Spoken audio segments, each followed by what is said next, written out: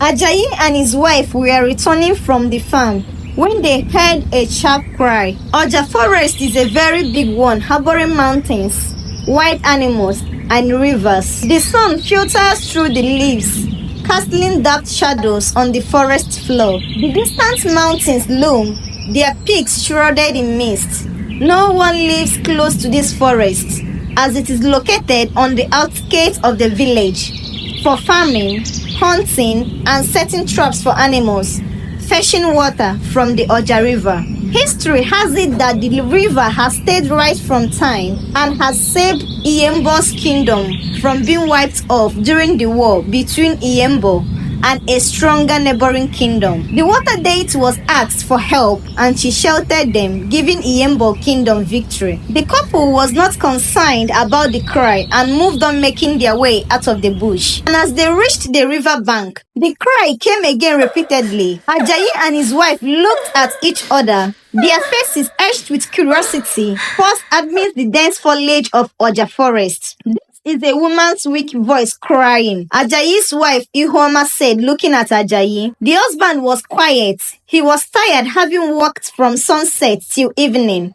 Obim, I need a good bath, your delicious food, and a good massage right now. Please, let's head home before night falls. Ajayi had replied, but the cry didn't stop, and Ihuoma turned and made her way towards the river. Ajayi, knowing how stubborn his wife can be, followed her quietly as both approached the river. From a distance, one can see the big Oja River flowing, revealing a sinuous ribbon of life widening alongside the forest. Its water mirrored the sky, reflecting the Arzo and occasional drifting cloud. The forest's edge meets the river bank, where tall grasses sway in the breeze. There were canoes resting at one corner, but there was no one at the place now, as it was already evening. They usually take off in the morning, transporting people to the neighboring village. The wide expanse forest, with its ancient trees and hidden secrets, stands sentinel and winding through the heart of the forest. It reflects the vibrant greens of the surrounding vegetation,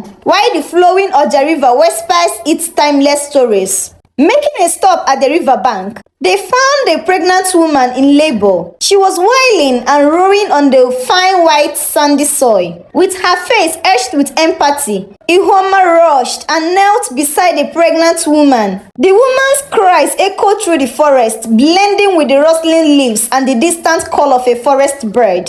The white sandy soil clung to Ihuoma's hands as she did her best to ease the woman's pain. Ajayi averted his eyes quickly and turned his back. He stood apart, avoiding looking at the almost naked woman. His gaze fixed on the distant horizon, avoiding the rawness of breath, the blood, the sweat, and the premature struggle. He had carried the burden of being childless for 9 years, and this was the first time he witnessed a woman in labor. And so, amidst the towering trees and the river's gentle murmur, the forest held its breath. Life and death danced in tandem, and the pregnant woman's words echoed through the edges. Shortly, everywhere became quiet as the woman who just delivered a baby kept mute. She is very weak and has lost a lot of blood. Give me my child, she said to Ihuoma in a low tone. Ihuoma, separating the baby from the placenta, brought the baby to the mother. What are you doing here by the river all alone when you know you are heavily pregnant?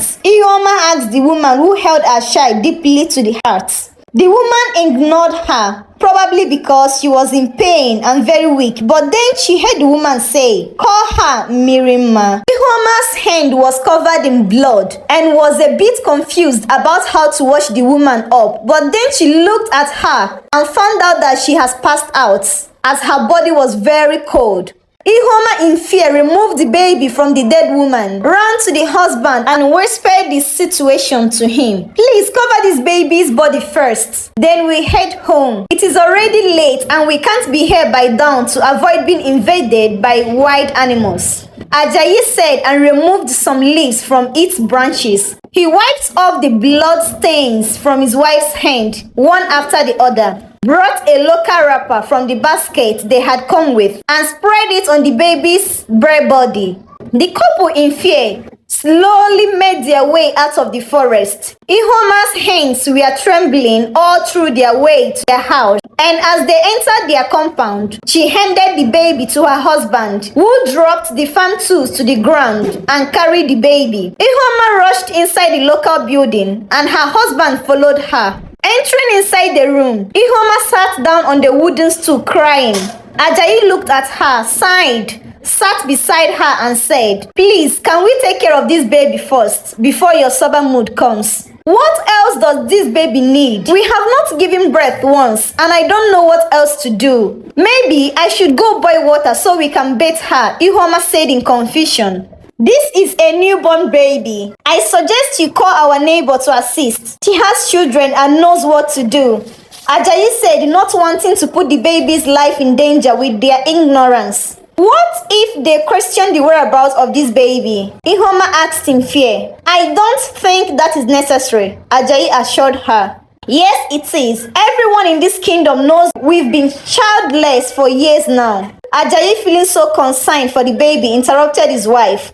"Obim, please call that our neighbor now. Firstly, we need to save this innocent baby." Ihuoma left in a hurry to their neighbor's compound, and shortly, the two women entered the room. The tall woman dropped the basket she came with on seeing the baby. She walked to Ajayi and took the baby from him immediately. Mfon cradled the newborn in her hands. She turned and said to Ihuoma, "Give me the white towel and the oil inside the basket." Ihuoma quickly brought out the items and handed them to Mfon. Standing close to her, she watched her gently clean the baby's body with the small towel and oil. The baby's skin was as fair as the sandy soil. Her eyes, wide and curious, was crying weakly as Mfon cleaned thoroughly until there was no more blood on the new child. "Thank you so much, Mfon.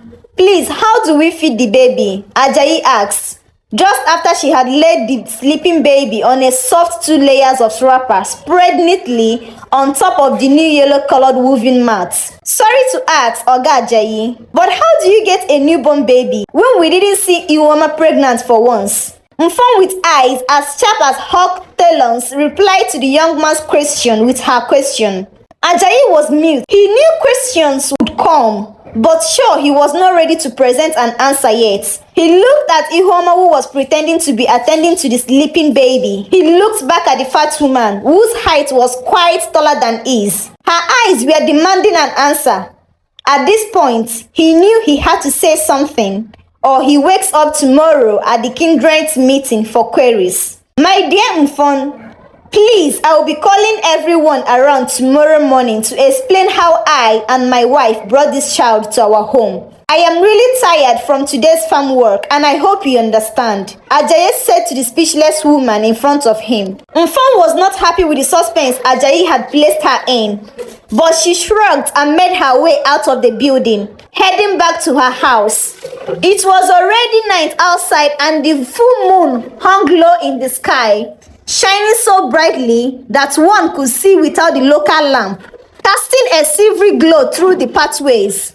Mfon walked slowly with her heavy thoughts back to her house, breaking the news to everyone at her house and to everyone who cared to listen. She lives adjacent to Ajayi's building, so she was quick to enter back her house. Back at Ajayi's house, the couple were awake all through the night, sitting in their dimly lit room, their minds racing like leaves caught in a storm, and thinking about what had happened and what they were going to tell the villagers about the newborn baby they brought from the river bank, whose mother is no more. Thinking in silence, they can hear the newborn's baby tiny chest rising and falling with each breath as she lay nestled in the makeshift cradle. What would they say when the villagers asked? How could they explain the inexplicable? Will they believe the true story of the baby's mother losing her life near the Oja River just after delivering this little one? But how could they reveal this to the villagers without the strict elders disagreeing with the act? There is no doubt that the villagers would scoff,